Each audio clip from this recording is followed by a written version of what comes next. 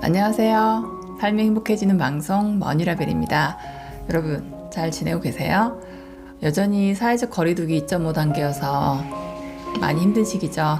그래도 제가 지난번에 영상 올려줬듯이 코로나 블루는 뻥 날려버리고 언젠가 코로나 종식되겠죠. 그런데 그때까지 기다리는 건 노답인 것 같고요. 그냥 내 하루를 열심히 잘 살아내면 되는 것 같아요. 내 자리에서 내가 할 수 있는 일을 최선을 다하면서 이 시기를 안전하게 벗어나는 게 우리가 해야 될 일이 아닌가 싶습니다. 저는 지난주에는 공기 좋은 곳에서 웰빙 음식 먹으면서 건강하게 보냈어요. 웰빙 음식은 보통 집밥을 많이 말하잖아요. 그래서 다만 운동이 좀 부족해서 그러니까 제가 다니는 필라테스도 쉬고 하다 보니까 확실히 운동량이 많이 줄어서 그게 좀 답답하긴 한데 그 외에 좀 건강식을 많이 챙겨 먹어서 감사했고요. 그 다음에 지난주에는 수요일 날은 PNK 공모주 상장이 있었고 목요일 날은 카카오 게임즈 상장이 있었고 두 종목 상장으로 인해서 원래 공모주로 용돈 벌기 하잖아요. 근데 이번 달에는 평범한 월급 벌기에 성공했고요. 그래서 감사합니다. 지난주 토요일 날 새벽에는 또 새벽 나비 멤버들과 새벽 독서로 하루를 시작했어요. 그러니까 이제는 이게 어쩌다 한번 경험하는 온라인 독서 모임이 아니라 이제 한 달에 한 번, 많을 때 2번 정도 계속 하다 보니까 이게 좀 익숙해지고 적응이 됐는지 오프라인 못지않은 에너지가 좀 느껴지더라고요. 물론 저희가 오프라인을 되게 기다리고 선호하고는 있지만 이제 온라인에서도 적응을 많이 한 것 같아요. 그래서 오프 못지않은 에너지들이 충전돼서 간만에 좀 좋은 시간을 보냈고 또 그래서 토요일 아침을 좀 활기차게 맞이할 수 있어서 감사했습니다. 제가 이번 주에 여러분과 함께 할 책은 이 책은 나온 지 좀 된 책이에요. 근데 90년대생이 온다. 이 책이 언제 나왔냐면요. 2018년에 나왔더라고요. 그래가지고 꽤 여러분도 아마 제목은 많이 들어보셨을 거예요. 그래서 한 번은 읽어봐야지 하다가 이번에 읽은 거예요. 근데 이거 도서를 빨리 반납해야 돼서 영상을 빨리 찍겠습니다. 읽어본 결과 눈에 잘 안 읽혀요. 그러니까 뭐 이 책이 뭐 나쁘고 좋고를 떠나서 저랑 잘 안 맞는 거죠. 그래서 잘 읽히지가 않아서 좀 힘들었는데 그래도 못 읽을 정도는 아니고요. 간간히 막 인터뷰들 있는 건 재밌게 읽었었고 앞에 부분만 좀 그렇고 뒷부분으로 오면 되게 또 잘 읽히거든요. 총 3단락으로 되어 있는데 1부에는 90년대생의 출연으로 나와 있고요. 2부는 90년대생이 직원이 됐을 때 3부는 90년대생이 소비자가 됐을 때 여기 2부하고 3부가 좀 재밌어요. 뭐 좀 많이 저희 실생활과 경험해서 비교해서 읽어볼 수도 있고요. 그래서 앞에 1부만 좀 잘 넘어가시면 2부, 3부는 좀 재밌게 읽을 수 있을 거예요. 앞에 목차만 봐도 목차가 되게 꼼꼼하게 나와 있거든요. 목차만 봐도 책 내용을 좀 알 수 있을 것 같아요. 일부에 보면 90년대생이 출연, 뭐 소제목들이 뭐가 있냐면요. 그들 앞에 펼쳐진 새로운 세상, 90년대생들은 어떤 세대인가, 90년대생들의 첫 번째 특징, 간단하거나 재미있거나 정직하거나 이 3마디로 90년대생 특징이 정리가 되더라고요. 간단하게. 그래서 이 사람들은 90년대생들은 막 초성으로 막 문자 주고받고 하잖아요. 저희는 절대 알아먹을 수도 없는 그렇게 간단해야 되고 재밌어야 되고 그 다음에 정직해야 되고 그러니까 이 세대만의 좀 특징을 볼 수 있었었고요. 그 다음에 저희랑 좀 와닿게 보였던 거는 2부에 직원이 됐을 때랑 소비자가 됐을 때 이 부분 좀 되게 재밌게 읽었었어요. 그래서 이번 기회에 읽기 참 잘했다라는 생각. 함께 읽으면 이렇게 좀 잘 안 읽히고 딱딱한 책들은 함께 읽을 때 같이 읽을 수 있어요. 혼자 읽으라고 하면 미루게 되고 다음을 기약하게 되고 하는데 읽다가 덮을 수도 있거든요. 근데 이렇게 약간의 의무감을 좀 가지고 읽으면 같이 읽을 수 좋은 것 같아요. 제가 좀 체크했던 부분을 보면 여기 보면 꼰대를 테스트하는 게 나와요. 근데 이게 보통 이런 뭐 체크하는 거 보면 10개에서 5개, 5개에서 10개 이거 하잖아요. 이거는 이 책 읽은 사람 거의 90% 이상은 꼰대가 나오지 않을까 싶어요. 왜냐하면 0개만이 꼰대가 아니에요. 하나라도 나오면 꼰대입니다. 심각하지 않지만 꼰대가 아닌 것도 아닙니다. 그리고 9개가 되면 심각한 꼰대입니다. 그 다음에 17개 되면 중증 꼰대 나오거든요. 하나 나왔었는데 하나쯤은 전 꼰대 아닐 줄 알았거든요. 근데 꼰대더라고요. 그 정시 퇴근은 좋은 복지 혜택이다. 왜 패밀리데이. 저는 당연히 좋은 거지라고 생각했는데 이거 하나 골랐다가 꼰대 그 구간에 들어갔어요. 그랬더니 이 좋은 복지 아마 왜 그러지라고 생각해 보니까 좋은 복지 혜택이 아니라 당연한 거 아니야? 뭘 이게 좋은 복지 혜택이야? 라고 그 90년대를 그 기준엔 그러나 싶어가지고 여튼 전 그거 하나 나왔는데 그러지 않나 좀 점검하게 되고 설사 그러고 있다면 그러지 말아야겠다라는 생각이 들었고요. 그 다음에 이제 진짜 확실히 다르더라고요. 회사에서 충성의 대상이 70년대생은 회사 그 자체래요. 회사에 아주 목숨 걸죠. 80년대생은 자기 팀과 프로젝트. 90년대생들은 완전히 달라요. 자기 자신과 자신의 미래. 전혀 회사에서 충성 대상을 찾는데 그게 아닌 거예요. 그러니까 언제든지 자기들 아까 충성 대상이 자기 자신과 자신의 미래였는데 이게 아니고 안 보인다 싶으면 과감히 떠날 수 있는 거죠. 그 다음에 회사에 대한 충성의 대가를 뭘 바라냐면 70년대생은 회사에 대한 충성은 곧 나에 대한 충성이다. 그러니까 철저히 믿고 있는 거죠. 80년대생은 몸값과 승진으로 보상을 받고자 하고 90년대생은 회사에 헌신하면 헌신짝이 된다. 절대 헌신할 생각이 아예 없는 거죠. 완전 많이 바뀌었죠. 그 다음에 또 뭐 도있냐면요. 휴가에 대한 방식도 완전히 달라요. 생각이. 70년대는 휴가를 다 쓰는 건 눈치가 보이는 행동이다. 다음 80년대생은 적절히 눈치를 봐서 연차를 사용하여 전략적인 휴가를 떠난다. 그럼 90년대생은 어떨 것 같으세요? 연차 사용은 나의 자유이고 휴가 사유 또한 알릴 필요도 없다. 그러니까 나의 휴가를 터치하지 말라. 내가 가고 싶을 때 언제든 갈 수 있는 거고 눈치 볼 생각 1도 없다. 이런 거죠. 아무튼 시간대별로 시간을 쪼개서 연차를 자유롭게 쓰고 싶다.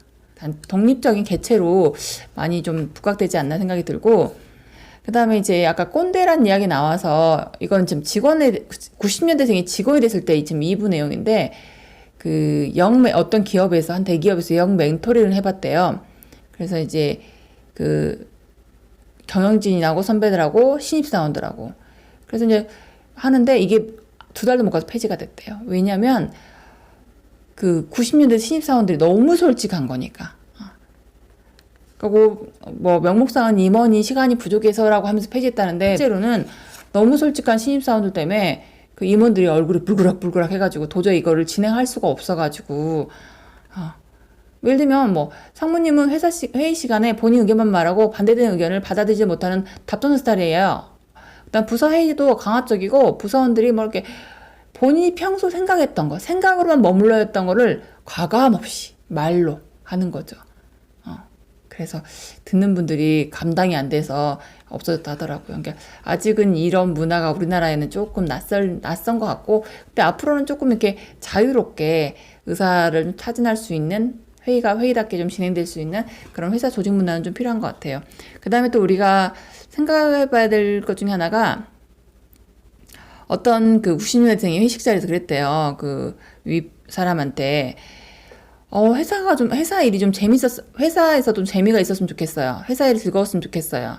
그랬더니 이걸 듣고 있던 한 대리님이, 했던 말이 뭐냐면, 즐거움은 돈을 내고 찾아. 회사는 엄연히 돈을 받고 일을 하러 오는 곳이야. 그런 곳에서 즐거움을 찾는 게 말이 되니? 라고 말하더군요. 그래서 이제 이 말 듣고 그냥 90년생은 답답해서 더 이상 말 안 했다고 하는데, 이 말도 틀리진 않죠. 그죠? 왜냐하면 우리가 즐거움을 찾는 거, 뭐, 여행 갈 때도 돈 들죠? 내가 뭐, 노래방 가서 노래 부르고, 뭐, 어디 가서 뭐, 술을 먹든, 뭐, 다른 놀이를 하든, 체험을 하든, 다 돈을 내고 하는 거잖아요. 내가 좋아서 즐기기 위해서 하는 일들은. 근데 회사에는 내가 돈을 받고 하니까, 당연히 실적도 내야 되고, 업무 스트레스도 있을 것이고, 뭐, 일이 뜻대로 안 될 때는 그런 것도 있을 거 아니에요. 그래서 월급을 받고 하는 거는 좀 다르다는, 이 대리의 말도 맞는데 저는 90년대생은 말도 무시는 못할 것 같아요. 왜냐면 우리가 일이 즐거우면 능률도 오르고 훨씬 더 효과적이고 효율적이잖아요. 그래서 저는 90년대생들이 말하는 회사 일이 즐거웠으면 좋겠다.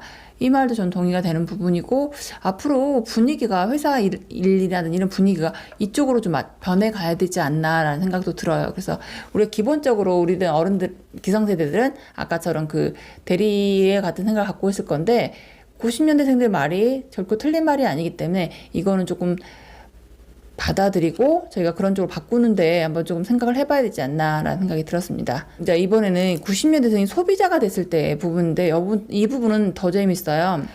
90년대생들이 영화를 극장에서 보지 않는 가장 큰 이유. 여러분 이거 뭘 것 같으세요? 저희 답을 보고 맞아라고 공감도 되면서 90년생들이 이렇게까지 빠름이구나라는 느꼈던 게 뭐냐면 망연자실한 리서치 결과 10대들이 영화를 극장에서 보지 않는 가장 큰 이유 중에 하나로 2시간 동안 휴대폰을 꺼놔야 되기 때문이래요. 그러니까 휴대폰에서 2시간을 못 벗어나 있는 거죠. 그게 원하는 일이 아니기 때문에 극장에서 영화를 안 보겠다는 거죠. 정말 어떤 느낌인지 알 것 같아요. 저희는 이제 극장 잘 거의 안 가고 집에서 영화 보는 스타일인데 이제 급한 일 있으면 영화 멈추고 처리할 수 있었기 때문에 이 말이 충분히 공감이 되면서도 이것 때문에 안 가? 왜냐면 저희는 의도적으로라도 내가 운동할 때, 내가 뭐 할 때, 내가 뭐 좀 중요시 여기는 일에서는 2시간을 오히려 꺼놓고 방해받지 않으려고 휴대폰으로 하여금 날 터치하지 못하게 하려고 일부러 꺼놓고 내가 하는 일을, 좋아하는 일을 할 때도 있거든요. 근데 90년대생들은 아무튼 휴대폰이 2시간 꺼져 있는 게 용납이 안 된다 그래서 이 세대한테 휴대폰이 어떤 느낌인지, 그 다음에 이렇게 불리한 거에 대해서 전혀 타협점이 없다는 거, 영화관 안 가면 그만이지라는 거잖아요. 그래서 좀 놀랍기도 하면서, 그 다음에 또 하나 뭐냐면 90년생들이 바꿔버린 소비 지형도. 아까 그랬잖아요. 얘네의 특징 중 하나가 정직해야 된다고. 근데 얘네가 볼 때 호갱 기업들이 있대요. 네 가지로 뽑혔는데, 직원과 협력업체에 대한 갑질, 불균형 현대, 옛날에 뭐 남양유업 터진 적 있었잖아요. 그런 거라든지, 그 다음에 국내의 낮은 경쟁 상황을 이용하여 차별적인 가격 정책. 우리 뭐 자동차 같으면 제일 큰 회사가 우리나라 국내에서는 조금 서비스가 좀 덜하다, 외국보다, 이제 그런 말. 그렇고, 심지어 차를 외국에서 사서 들어온다란 말도 있을 정도로 그런 게 떠올랐고요. 세 번째는 기업의 수익성 향상을 위해 제품의 품질을 고의로 악화시키는 기업, 이런 것도 있고, 그다음 네 번째는 복잡한 프로세스를 개선하지 않아 소비자의 불편을 야기하는 기업. 이런 기업들은 과감히 거기에 제품을 안 산다 하더라고요. 여기 보면 그 예도 나와요. 아까 대리점 밀어내기로 갑질 대표 기업이 된 남양유업이라든지 용산전자상가를 무너뜨리다, 그 다음 프리미엄 전략으로 역풍을 맞은 다이슨이라든지, 그 다음에 한국 시장에 대한 역차별로 비판받은 현대자동차라든지, 맥도날드가 점차 사라지는 진짜 이유. 이렇게 하면 90년대한테 외면받는 거예요. 앞으로 소비의 주축이 될 텐데, 한 20-30년간은 될 수도 있는데, 그래서 좀 사업하신 분들은 좀 생각을 해야 될 거고요. 그 다음에 90년대생의 마음을 사로잡기가 마지막에 나와 있는데, 90년대생들은 얼마나 진짜 빠름이냐면요. 이렇게 어떤 유튜브에 뭐가 있었는데, 그 제목이 그거였대요.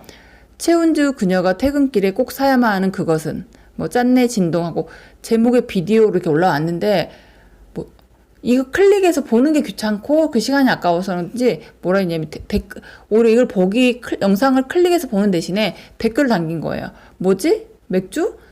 보신 분 댓글 좀 달아주세요. 알려주세요. 보고 본인이 발견하는 거 대신에 그냥 본 사람이 좀 알려줘. 답만 궁금한 거예요. 과정 필요 없고 내용 필요 없고 그냥 답만. 그래서 이 정도로 진짜 빠름이구나. 그러면 이걸 했을 때 이런 90년대생이 소비자일 때 어떻게 공략을 해야 제품을 더 많이 팔 수 있는지, 소비하게 할 수 있는지를 이 방향에 포커스를 맞춰서 연구를 해봐야겠죠. 재밌거나 재밌거는 근데 재밌는 건 90년생 아니더라도 다른 세대들도 많이 통하긴 한데, 그다음에 물론 근데 아까 또 인형 뽑기방이 많이 요즘 예전에 비해서 많이 사라졌잖아요.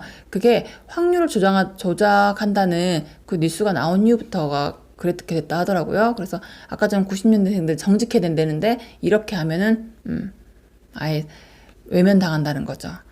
그 다음에 여기서 또 저희가 스타벅스 이야기도 나와요. 스타벅스가 되게 잘 성공할 수밖에 없는 이유 뭐가 나와 있냐면 스타벅스 인사팀에 근무한 경험자이 있는 한 담당자가 스타벅스의 성공을 광고와 프로모션이 아닌 브랜딩에 대한 투자와 내부를 첫 번째 고객으로 두고 아끼는 기업 문화 때문이라고 말했다.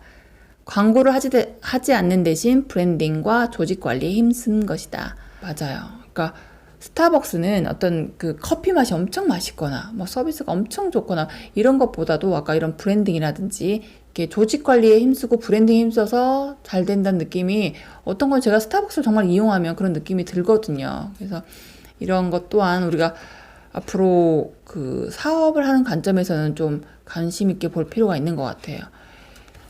정리를 하자면 전 이 책을 읽고 읽기 잘했단 쉽진 않았지만 읽기 잘했다는 생각이 들었고, 그러니까 이거는 좀 잘 안 읽혔어도요, 작가에 대한 그 감탄? 와, 이런 책을 써내신 작가의 그 내공이 정말 대단하다는 생각을 많이 했었어요.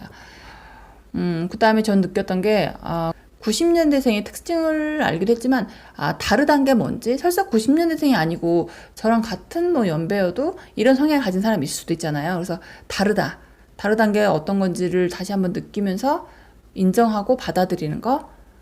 그래서 그걸 좀 간접적으로 체험하는 시기였고요. 한 세대, 저희와 완전 다른 세대잖아요. 근데 앞으로 이제 이 세대가 주축이 돼 갈 거니까 이 세대에 대한 특성을 좀 알고, 그 다음 다르다는 걸 인정하고, 또 이 세대한테 배울 점도 되게 많으니까 그런 거 저희가 좀 취할 수 있으면 좋을 것 같고, 저는 이 책을 보고 또 하나 이제 뭐 본계적 하고 싶었던 거는, 하나 골라가지고 꼰대가 아님에 자유롭지 못했잖아요.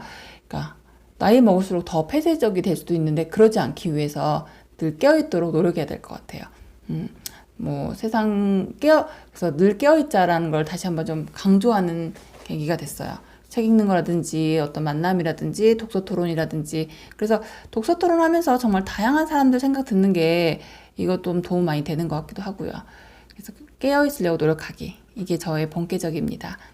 다를 수 있구나라는 거를 인정하는 계기가 됐던 것 같아요. 그래서 좀 더 우리가 다르다는 걸 인정하자라고 말은 쉽고 생각은 쉬운데 실천이 어렵잖아요. 근데 그거를 갖다가 좀 더 확실하게 좀 깨닫는 시간이었던 것 같아요. 여러분도 기회 되면 한 번쯤 읽어보시면 좋을 것 같습니다. 오늘 영상은 여기까지고요.